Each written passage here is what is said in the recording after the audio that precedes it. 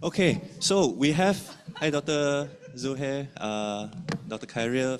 Okay, good morning, salam sejahtera, selamat datang dan terima kasih kawan-kawan, rakan-rakan kerana sudi mendengar. Kita sekarang ada agak ke belakang sikit daripada waktu, tapi kita cuba, we try. So what I'll do is, just now, Mr. Asfar has kindly given us a glimpse of the VNR report. What I've discussed with my colleagues and panelists here is maybe we'll deliver a director's uncut of the VNR. So what we'll do is we'll not only tell you what the VNR shows, but more importantly, what the VNR didn't show, and what lessons we can take from there. And we are also privileged. Just to introduce, we are also privileged and honored to have these people with us because they were the contributing writers to the VNR report.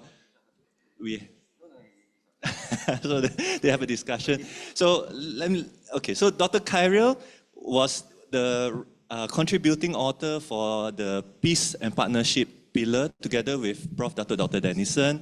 Then we have Dr. Zuhair, who was also a contributing author for the Prosperity pillar. Then we have Mr. Fendi, or I call him Fendi, for Planet and Environment. And we have here, of course, Dr. Su for the People pillar. She just got back from Kuala Kedah. She was in New York. From New York straight to Kuala Kedah straight to Kuala Lumpur. So all across the areas. Right, so what we're going to do is this. Instead of a broad presentation, we'll do it in a very informal and conversational style. So what I'll do is I'll invite these speakers, our colleagues here, to maybe share with us on certain questions which I will ask for 3 minutes, and then we'll go for another 3 minutes. We'll try to open it up for Q&A, then we'll come back for another 3 to 5 minutes, maybe, right? Okay, so before, let's just as a macam selalu orang kata lah, kita mula dengan pengenalan dulu kan, dengan konteks, dengan latar belakang. So I'd just like to invite each of the panelists here to give a very brief and broad overview of what they think are the key highlights of the VNR report for this year, 2025. It may be from the report itself, it may also be from your own process and consultative sessions that you had around Malaysia. So 3 minutes each for our speakers. So I will pass to, okay, Khairil, you have, okay. Then we will go in this order then. Khairil, Dr. Zuhair, Fendi, and then Dr. Su. Silakan. Thank you very much, Dr. Ken. Assalamualaikum warahmatullahi wabarakatuh. Good morning, salam sejahtera to everyone. Thank you very much for inviting me to the session. Is the mic working? Usually, Peace and Partnership is the last one to go lah. Also, whenever we ran our regional consultations and also sector-based consultations, Peace and Partnership, and Datuk can also testify to this lah. We usually get the smallest group, but we are also the last to go back to the main hall because we usually get very interesting input from our stakeholders. Who count amongst them, they include our uniformed agencies, PTRM, for example, immigration, and so on. So there we actually learn about challenges that they face that may actually escape what official data can capture. So these are some of the things that we've tried to highlight in our write-up. That's a bit of a context about Peace and Partnership. And Peace and Partnership is typically grouped together, but in the VNR, they are split into 2 separate chapters because they do actually cover a different set of issues. Peace being the one that covers national targets and also indicators that are related to institutional and governance reform. So a lot of human rights related issues are basically captured under peace. And as we've heard from Richard earlier in his remarks, SDG 16 which is basically what peace is all about, is one of those goals that were basically behind. But having said that, what we found throughout this drafting process is that despite, when it comes to human rights issues, there's a lot of public discourse, there's a lot of also criticisms, dissatisfactions about, for example, the slow pace of reform. But despite all that, we have actually found that there have been initiatives to try to catch up on a lot of challenges that we faced for a long time. So in the past 4 to 5 years, because that's basically the period that we cover, and that's including a lot of reforms in our national legislations right, on so many different issues. 3 minutes already. Okay, I'll come back to all this later when we get to Okay, so we'll do it this way, right? So we'll give them 3 minutes, then we'll come back maybe to when we discuss about the omissions and the gaps maybe. Okay, Dr. Zuhair, to you. I think the timing get to my thank you, Dr. Teo. I think for prosperity, I'll just summarize in simple term what we cover. In simple term, prosperity theme, we want to make sure that economy grow, but it does not grow selfishly. It has to so-called quote-unquote trickle down to the people. Yeah, so the people has to get the benefit of economic growth. A bit of summary of what we, when we collect the data, and also throughout the stakeholder engagement throughout the country. Economy continue to grow, unemployment rate seems low, ramai orang dapat kerja. But actually when we look at different indicator, it shows different story. Yeah. So for example, although many get jobs, but what type of job? Yeah. Many of the graduates have to work in 7-Eleven, for example, as a cashier, or even work as a Grab driver. Yeah. That's number one. Number two, we see that income also continue to grow. If I ask my grandmother in Terengganu, she will say that my income grow. Yeah. But how fast? So we look at the difference between the rich and the poor. We look at the growth of income. It's not so good news. Yeah? And there are also some figures that we would love to include in the report, but we were not able to. But maybe we can discuss this later. Thank you so much. Right, thank you very much. What a brief and overall summary of but thank you. I think those issues are very important on income in terms of the growth and the inflation and also on the maybe mismatch in terms of employment. Okay, and to you, Fendi, on the environment and the planet. Actually, I got extra time.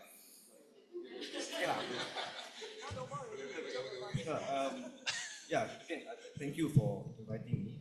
Assalamualaikum and selamat pagi. In terms of the planet chapter, I think it really tackle it to two different topics. One is this addressing the triple planetary crisis. In a very simple language, this is about the rising of disasters, deforestation, pollution, and how Malaysia navigate all these crises, especially when affecting the community the most. Second is a bit more economic. It's about Malaysia now from oil and gas producing country on the transition to a greener economy, and how should they do that, because this has a very strategic implication on us. So I think that's actually the highlight of the SDG itself, because for the first time, we're actually tackling whole SDG as a cost-cutting issue. Before this, we tackled the SDG per SDG, so now we're looking at element of nature, climate, community, gender in a more holistic manner, the assessment. But again, I think in terms of key highlights, for example, climate change. I think a lot of time we measure progress regarding how much carbon emission we have reduced. Institutional response, like we're having a Climate Change Act coming up, our net zero target. But these are where the gaps at the national level and the grassroots level, because based on what we look, we are off track on SDG 13 because we're not paying attention to adaptation so much. So number of disaster affected people has increased. Number of deaths have also increased.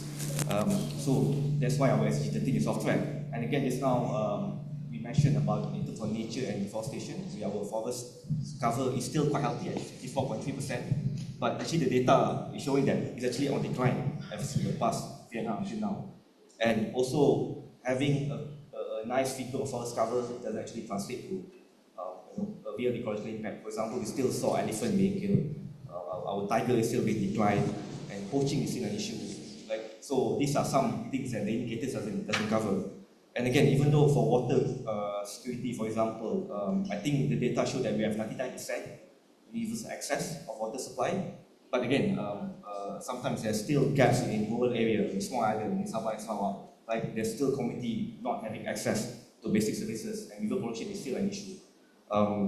So throughout all this, what I can see is that there's certain things improved. Like for example, recycling rate has increased, but again, the amount of plastic ejected has increased.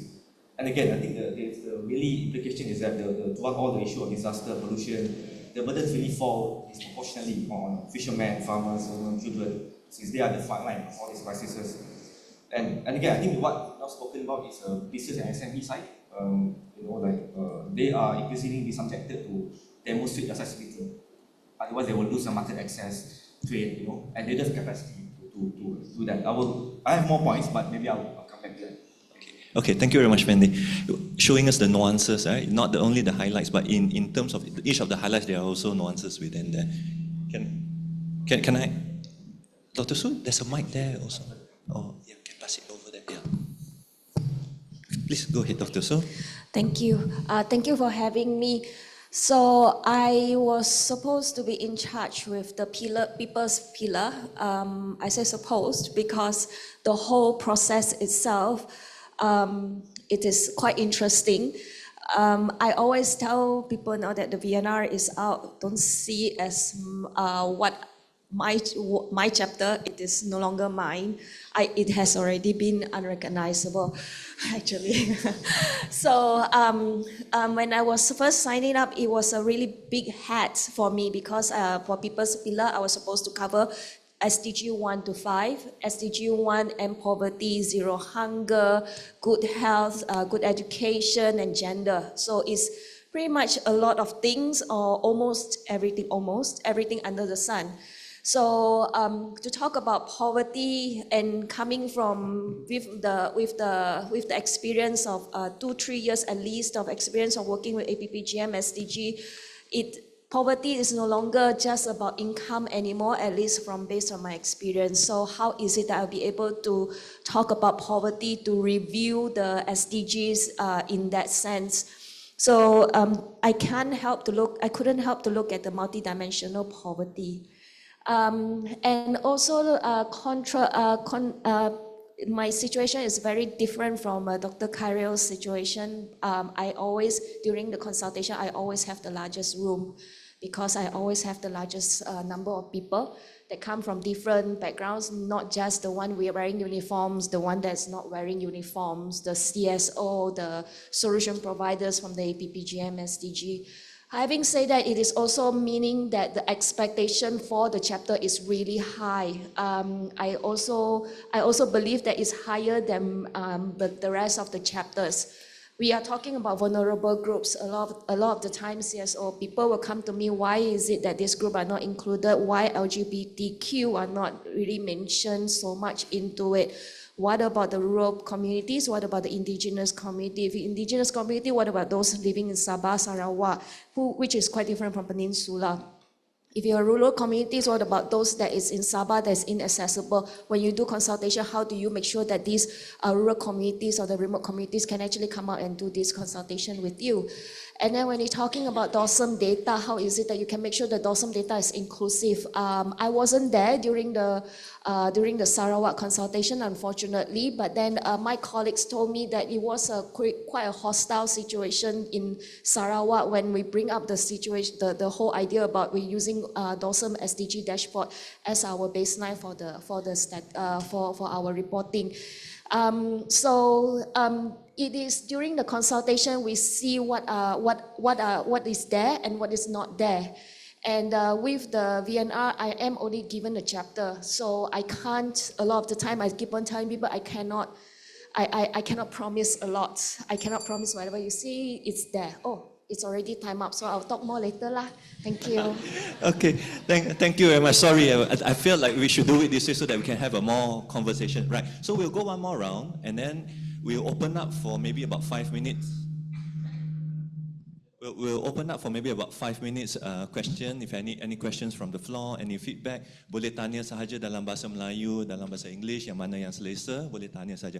Tapi saya ingin tanyakan, I would like to ask our panel, because we get a very good rosy figures, broad headlines, big improvements, and when you look at the main messages, I was just telling Khairil, we have improved in our corruption perception, we have reduced poverty, we have 50% forest cover.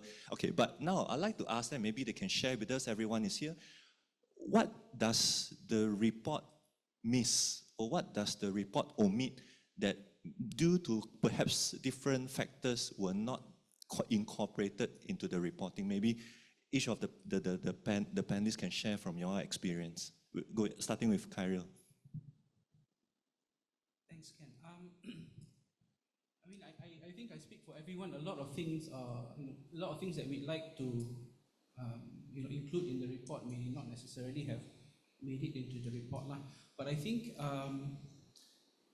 just to reflect on the overall process, fundamentally, the VNR report it's guided by, as Mr. Asfa mentioned just now also, it's guided by official data.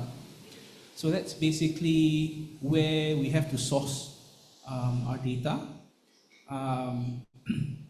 And throughout this process, we do have to go back to the data, which basically are provided by DOSM, and we need to basically, whatever narrative that we are trying to share will need to be mapped back to the data lah. So there's two ways to see this, right? One is that it actually reflects well on our SDG governance, that we do have an abundance of data for our national indicators, which has allowed us to actually work based on that sort of body of data. But at the same time, we are also, at the same time during the process, we're aware that there are a lot of things that escape official data. And the challenge is basically to try to package some of those unofficial kind of input that we get into the report. Some of them actually made it into the peace and partnership, partly also because we took the initiative to meet some stakeholders ourselves also. For example, we discovered some wonderful work that's been done from Bukit Aman under the D11 division on violence against children. So we managed to actually engage with the D11 folks who were very, very supportive. So we managed to actually not only bring that into the narrative, but also highlight that as one of the main sort of achievements lah. But when it comes to SDG 16, for example, I guess a lot of our friends from civil society here will have some things to say also lah about whether or not the narrative is capturing a lot of the challenges on the ground, including maybe disconnect between policymakers and also civil society in terms of decision making. So one of the things that we were hoping to highlight that didn't make it to the report was local government election. We thought about including it, but it didn't make it lah, because it's not part of the official data reporting. Okay, I'll stop there. Oh, just okay. Yeah, I'm sure maybe somebody will continue from the floor later. Okay, Dr. Zuhair, silakan, over to you. What has been omitted or missed in your opinion from the VNR or from the process? Okay, I think about the same as Dr. Khairil lah. Macam Dr. Khairil cakap tadi, apa nak bubuh dalam report VNR tu kena follow official data. For example, if you report on income, the data is not included income of number one non-citizen and what else refugees, for example. I see we have our friend there, Mr. Zafar Ahmad. He's a representative of Rohingya. His community's struggle is not included in the official data. And it's not the fault of official data, let me repeat it here, that because DOSM, they have their own survey design to do that. Yeah? So maybe moving forward, what we can do is to talk to DOSM how we can include the non-citizens as well as the migrants and the refugees as part of the survey, they call it sampling framework, as part of the sampling framework. That's number one. Number two, I think what's more important, I think everyone here heard about inequality. Yeah? When we talk about inequality, it's always based on income. The source of data that I've mentioned earlier is only among Malaysian, number one, and it's only, it doesn't take into account the Mahakaya. Mahakaya don't pay tax, number one. Mahakaya don't open their house for us to go and survey them. Kita tak boleh pergi ketuk rumah 50 billionaire dekat Malaysia ni to interview orang, no. So we do not have that information. So what we did early, I think end of last year and early this year also, we estimate from the data, income data that we have, we try to pull together with tax data. So from the tax data, at least we captured the high Mahakaya punya group. And when we look at it, the share of income is worse. For example, among the richest, their share of income, if we include the richest from the tax data tu, dia punya share is higher. Among the poorest, when we adjust with the tax data, their share of income is lower. So the gap is wider. That's number one. Maybe moving forward, we can consider that as maybe as a wealth inequality or even, asset inequality to be part of our measurement. Because we have the data, right? Maybe it's just a matter of making it official, the measurement. Another example I would like to give. The highest inequality, if you look at savings in the ASD data, is saving for among the Bumiputra. That's where the highest inequality lies. Maybe the people with a close relationship with the politician, they get much higher saving in ASD compared to my grandmother in Terengganu. My grandmother in Terengganu have only about 40 ringgit on average in ASD. But the richest, Malay, they have 100,000 ringgit in ASD. Then I'll stop there. Thank you. Okay, all stop on very good points. Thank you. So, okay, over to you, Fendi. Again, I fully agree and feel the sentiment of all the other panelists here as well. But I think two things. One, it's not really a gap, but it's just a feel of the VNR itself. One, because I think most people will feel that it's a bit too high level. It's a very policy-centric document. But again, actually, it is a VNR. It's a reporting at the national level, right? And again, for this time, it's 15 pages per chapter, and you're covering all the SDGs. So it's really hard to condense everything into such a very, cramped document. Although we did, I think most of us here try our best to highlight, grassroots initiative, role of CSO, and again try to address some of the development delivery at the local level, right? So that's why I think when you read the VNR, the reports such as voluntary state review, voluntary local review is actually more important if you want to really highlight, grassroots realities and issue at the local level. So that's one. And again, the data gaps is really real.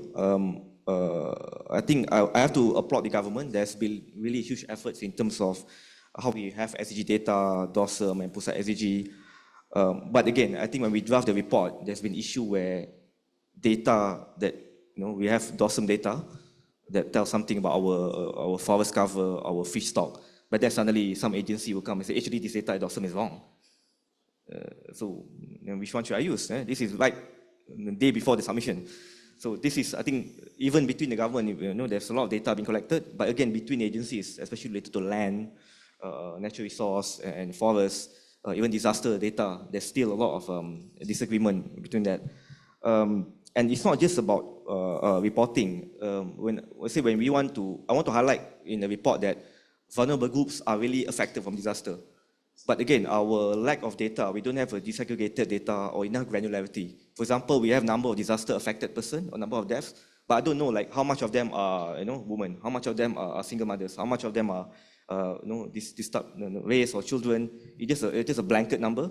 So reporting is already a difficulty. But again, that's also translated to policy, right? When you want to deliver disaster aid, disaster welfare support, if you don't know who's your target group based on the data that you have, how can you make sure that the policy design is good, right? So that's one issue. And I think lastly, my point is, I might get in trouble if I say here, but I've been told to focus more on policy output than outcome. So for example, right, I like to say that flood incidents have increased from 90 in 2022 to like 1,000 in 2020. So like 10 times, 20 times increase. But I've been told that you're making the country look too bad. Why don't we focus more on how much flood mitigation have we implemented? That's fine, right? But example, if let's say we spend 20 billion or how many billions of flood mitigation every year, but number of flood is still keep increasing, something is wrong in between, right? So I think that's where we need to focus more on the policy outcome report, not just output. I think I'll stop here. Thank you so much. All very good points. Thank you, Fendi. And over to you, Dr. Su, to share with us some of your thoughts on this. Right. Thank you. So I think that before I start, we should actually come back to a whole spirit of the VNR. I think that VNR is really just a journey. It is not really an end in itself. So having the reporting, the VNR, it's again, where is it that, on which perspective that we want to look from it from? Do we want to look at it from the glass half filled or the glass half full? So with this VNR, the whole fundamental idea of it, it is really for the countries to report the cup half filled.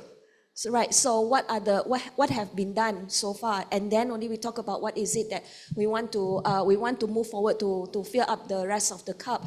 So that fundamental understanding is really important when we're talking about the gaps and what can be done, because we are not here to find faults. That's also very important. With the limitation of space that we have, there are things that we can report and there are things that cannot be reported. On the one hand, yes, on the hindsight, you can say that, maybe we just don't want to air the dirty laundry, but on the other hand, we want to also ask why do we want to air the dirty laundry to begin with in that international platform. So that kind of a consideration you really need to take into account before we're really talking about the VNR, the gaps and all that. Of course, when it comes into the gaps of people, as I said before, we wanted to cover too many things. And looking at the cross-cutting nature of the SDGs, we are trying to look at a lot of things that is under the SDG 1 to 5. So LGBTQ is really something that's glaringly missing in the VNR. And then the whole dynamic of Sabah and Sarawak is also something that is really missing in terms of the VNR itself. So yes, we can look at it in that way, but then on the other hand, we were talking about poverty, we are still hovering on the facts that we are only talking about income in terms of poverty and also the poor communities. But I think a highlight here that we should really emphasize on is really the whole CSO engagements in the VNR. I think even with the major group, we have mentioned that the CSO engagement, it can be improved. But I think we make a way forward ahead itself. We have already started this process. We just need to really continue on with the momentum to continuously engage with the governments. In terms of data that we have, yes, limitation of data with the SDG dashboard.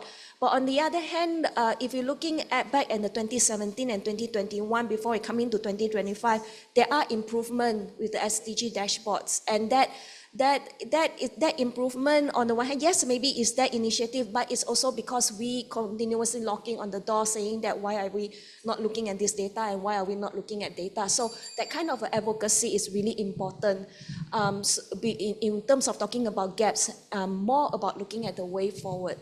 Thank you. Thank you very much, Dr. Su. So we had very good points shared by Khairil, Dr. Zuhair, Fendi and Dr. Su brought us back to look at the gaps and omissions, not as a negative, but in a critical way, and how we can advocate and build back better and to top up these limitations for now. All right, so for maybe I just like to invite three. Any questions from? Okay. Okay, so may I ask you just shortly introduce yourself, your organization, and then your question. Thank you. Thank you. Just a very quick question. Why was Sabah Sarawak inevitably left out? And also back to what you were alluding to, that it was a bit, what's the word that you used? When there was consultation in Sarawak, there was a lot of resistance to the DOSM data, maybe just to understand, because I think many of us want to do more work in Sabah Sarawak. So without that information, how do we do it better? Thank you. Okay, so we have one from here. I think Andrew has had his hand up. So one, Andrew, please, behind. Do I see any more hands over there? Okay, that's one more. Okay, then we go over there. Thank you. Thank you. Andrew Koo, lawyer practicing here in Kuala Lumpur. Two very quick questions or areas. First to Dr. Zohar. Thank you very much for pointing out about, I think what you said, underemployment. It's not so much unemployment. Unemployment seems to be reasonably acceptable, but I think the main concern for a lot of us is the underemployment, especially of graduates and things like that, as you say, university graduates, being forced to go into agriculture, entrepreneurship, and things like that, totally unrelated to that field. Can you say a little bit more about that, and how do you think we should be addressing it? My other question has got to do with more peace rather than partnership. Looking at the figures that's given, SDG 16 has the lowest percentage of being on track, 17%, compared to all the other SDG areas, right? And in terms of off track, it's 58%.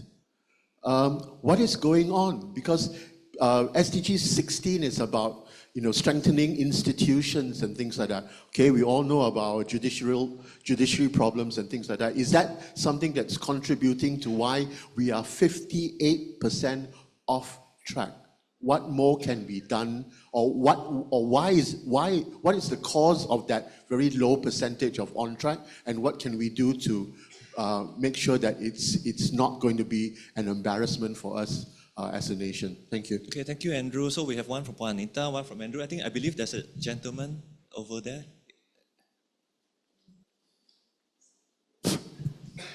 Hi, good morning. Kennedy Michael here from the Alliance of River Tree. So it's interesting, it dovetails the question asked by the gentleman over there for Dr. Kyrell, SDG 1133, participatory governance, which is actually very closely linked to SDG 17 and 16. We've seen it, local council elections, KLSP 2040, KL Structure Plan 2040, and all the consultations we have had with MOE regarding the RUPIN, CCUS, and all these bills. So the participatory governance part is missing in a big way, and I think it needs to be addressed, because fundamental to anything happening anywhere in the SDGs is citizens' participation. And as the gentleman has pointed out, it's a huge gap. Thank you. Thank you very much. So we have three very good questions. So can I now invite, in no particular order, anyone who wants to? I know Kyrell definitely has to address two questions. And then maybe on the Sarawak dynamic, on the hostilities, and also, yeah, and there's one on the economic issue for Dr. Zu. So Dr. Su. Thank you for the questions. It is a very good one. Yes, on the one hand, yes, we don't really have enough data on Sabah and Sarawak. Not in the DOSM perspective. So, of course, there are lots of studies that has been done on Sabah and Sarawak in terms of the communities, in terms of the economy, in terms of social environment, people living in rural areas. For instance, at Penan communities, we have so many studies that have been done on Penan communities in the academic realm.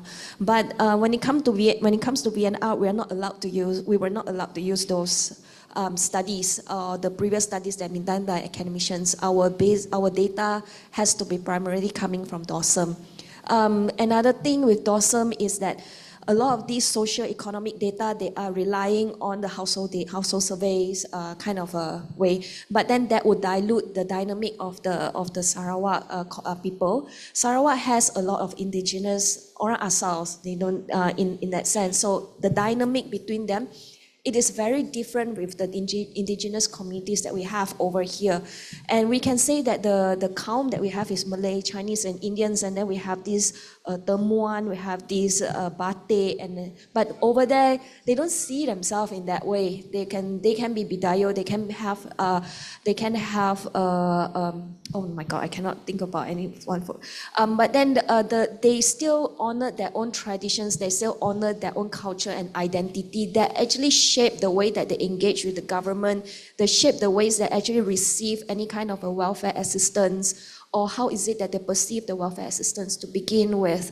So you cannot just go there and say that JKM, how many people get the IKASE, how many people actually get receiving these certain aids from the governments. Our framework, or rather our narrative or governance narrative that we have in Peninsula, sometimes it doesn't really fit into the case of Sarawak. So the nuances that is really diluted by the DOSM that actually ignite a lot of tensions whenever we're talking about DOSM data in Sarawak. It wasn't the first time that I received this kind of I won't say that as hostility, it's more of a really honest opinion from them. When we did a conference, APPGM did a conference in Kuching, sometimes in 2023. I presented the data from APPGM, trying to compare it with the DOSM data. The first reaction from the crowd, one person actually stood up and said, Dr. Su, you have the courage to actually stood up there and using the DOSM data to compare the situations that we have in Sarawak. I say, because I say, why not? And then they say, it doesn't really paint any picture about us. Then that actually opened up my mind about, understanding that the needs to understand the dynamics and the nuances. That's something that I really try to put it into the VNR, but then again, the chapter is not mine anymore. So I did put in box stories that has eventually took out. And if you look at the VNR, you can only see like 1 or 2 sentences that's talking about Sabah and Sarawak, which I personally don't think done the justice to the dynamic and the multiculturalisms that we have in Malaysia, really. Okay. Thank you. Thank you, Dr. Su. Maybe I pass to Dr. Zuhair first to address, and then maybe Dr. Khairil. Yes, thank you so much, sir, for the question. It's on the underemployment. Let me give a bit of context. Our current unemployment rate is good. It's only about 3%. In an economy, kalau kadar pengangguran tu kurang dari 4%, ianya adalah bagus. Why? Because it is considered as manageable. But if I take these figures and I go to my kampung folks, my cousin dekat Besut, Terengganu, and then he will chase me out. He will say that you are lying, and we are having a problem here. Even among the low-income communities, we did a study, I think, a few years back, among low-income communities in Kuala Lumpur. The unemployment rate in Kuala Lumpur was at about 4%. But if we look at among the low-income communities, the rate is 4 times higher. So it depends on how and what angle we look at the figures and how does it measure and who do the data measure. So of course, average at national level it looks good, but when we zoom in into a certain community, then we will tell a different and much more challenging story. Now, let's say we stick to the average figures. National level, in May, few months ago, it was about 3%. Very good. But of course, many people get jobs, but what type of job? Again, like I mentioned earlier, we have the issue of underemployment. How many people unemployed in Malaysia? About 500,000. 500,000 individuals unemployed. Tak bekerja. I mean, looking for job, unemployed. How many people underemployed? 4 times higher, 2 million. 2 million people underemployed, especially among graduates. Why is this happen? Because there is a mismatch, not because of soft skill or, I hate talking about this, honestly. I really hate when people say our workforce don't have quality. I really hate that. I really hate when people say that our graduates don't know how to speak. I hate that. Because from my experience as, hiring a staff, I hire a staff also. My staff yang cakap banyak ni tak buat kerja. Yang tak cakap banyak, yang not really know about English, the soft skill is not so good, but they will develop during work. So I really hate when, even among policymakers also they will say that our graduates have low quality because they don't have soft skill. I don't agree with that. The issue is we do not create enough jobs for the graduates. Because if you look at the job creation, majority is created for those who are SPM levels and no SPM, the job creation. But the job seekers, majority are the graduates. So how do you expect them, even if they have soft skill, level kayangan punya soft skill pun, they will not get the job because the job is not enough. Now back to the what we have to do. I think in the Malaysia plan is already highlighted that. I think during Tokpa was there also is already highlighted that we have to focus more on quality investment. Investment it has to be in terms of technology and machinery, not much more on infrastructure because we had enough, but except for in certain rural areas. But there comes another issue. We craze about data center. Orang datang nak berlabur kat data center, we say, oh okay, please come. Air cukup ke tak, we do not know. How many jobs being created, we do not know. In some state, they reject it. They reject. Saya tak nak bagi tahu lah state mana, but they reject outright. They say no, we do not need data center. Although this state is very high income state, very highly industrialized state also. They reject. Dia kata if you want to come, you build a small one, just a small data center, not big one, because we do not have enough capacity, enough water, etc. Another state, they want to do it. I'm not sure why, but from what I heard, the capacity is also limited because the job creation is also limited, not so much. I think I will add that. Okay, thank you very much, Dr. Zuhair. Over you to Karel. Thank you, Ken. So I'll take Andrew's question first, and then I'll go to Kennedy's question. So Andrew's question is with regard to the very low projection of SDG 16's fulfillment. So just one caveat first. The VNR does not actually directly lock us onto specific targets or the indicators. We look at we track the movement of the different indicators within the period of 3 years, 2021, 2022, and also 2023. For SDG 16, if you take a look at our national indicators, you can see numbers fluctuating. So there's a lot of indicators where you see either an increase in, because these indicators does not necessarily signify positive movements. For example, sexual crime cases. So you see from 2021 to 2023, there is an increase. For inclusive and representative decision making as well, the numbers are stagnating. They're not moving. Sometimes they are higher in 1 year, then they go down the year after, for example. So all these are contributing to the projection.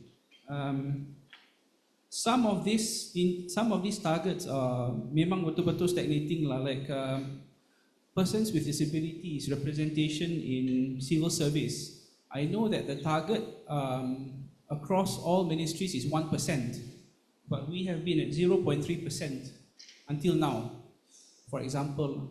So these are the kind of things that are contributing also to the bad score that SDG 16 has lah.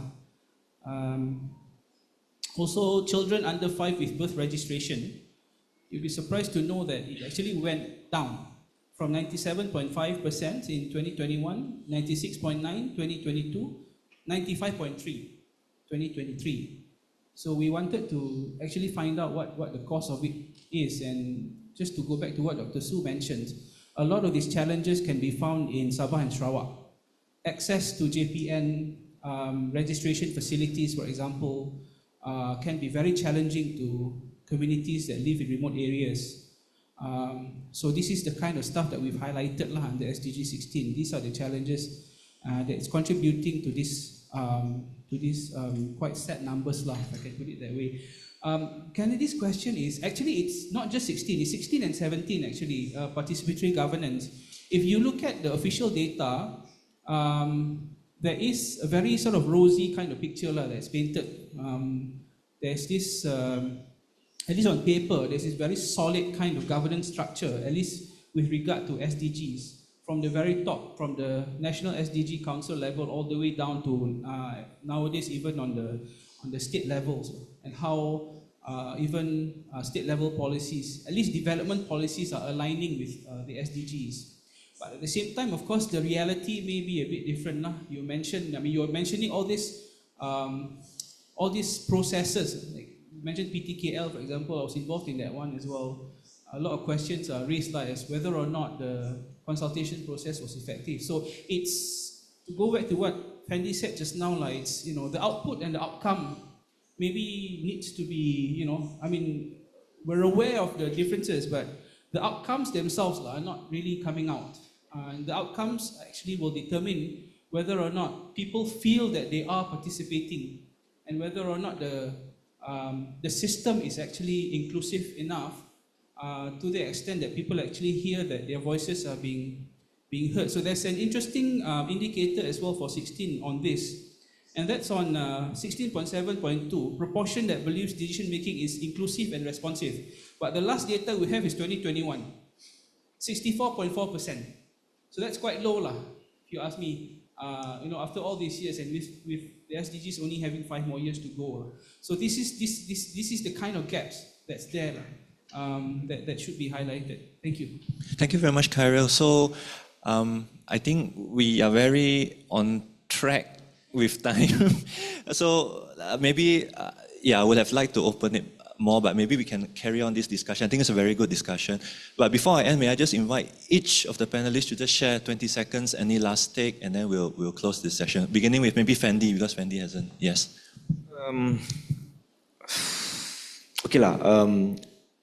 I think the VNR is a very important process, and honestly, it's an honest report as much as it can be, because it's a government report, so it is about national positioning, right? So I agree with what Dr. Suan said. That's why I think other reports such as I won't call it a shadow report, more like I know the CSO SG Alliance is coming up with a VNR report from the CSO perspective. So that is actually quite important as well, to give a perspective of the SDG progress from the other side. So I think I'm hoping that kind of report and process will continue. Over there, last words.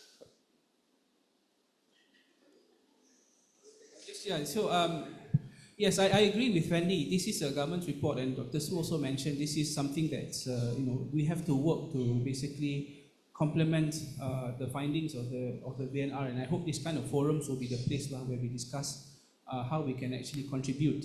But having said that, overall, I think we need to also acknowledge that in Malaysia we're very serious about the SDGs, and that's why for whatever challenges we face in the process, this has been quite an extensive process.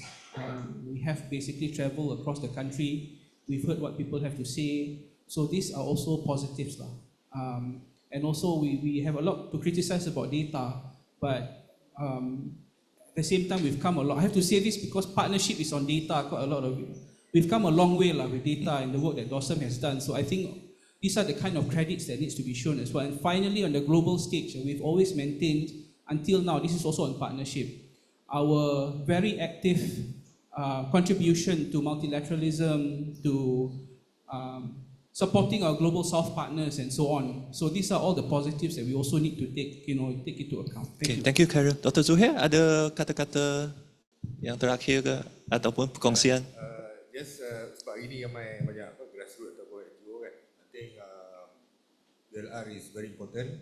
Maybe you can just, I mean, not to say the average figures national level tu salah. Tak ada data yang salah. If you ask me, tak ada data yang salah. It's just that how does it measured and populasi mana dia capture. So it is the grassroots punya job untuk nak make sure that whatever kesusahan, kepayahan yang kita lalui dekat bawah ni turut dinyatakan ataupun di-capture dalam laporan ataupun official, maybe it will be an official figure even moving forward for the next VNR. Thank you so much. Terima kasih Dr. Zuhair. Dr. Su, last words from you. Hello, thank you. So from me, I would also, I just want to encourage that to see the VNR that we have right now is something that is a progression rather than what else are missing. Because we said it from the very beginning, we have already achieved 43 to 47% of SDG. Yet that is an achievement, and that also reflects that we have at least 50% that we still need to achieve. So obviously there are a lot of shortcomings that we need to overcome. Another thing is that the whole VNR process, after coming back from New York, talking to a lot of major CSO groups, I do also need to highlight that it is worth emphasizing our multi-stakeholder engagement in doing this VNR. Speaking to Philippines representative, Indonesian representative, I found out that only in very few countries they're using this multi-stakeholder engagement for us to really traveling around across the regions to do this.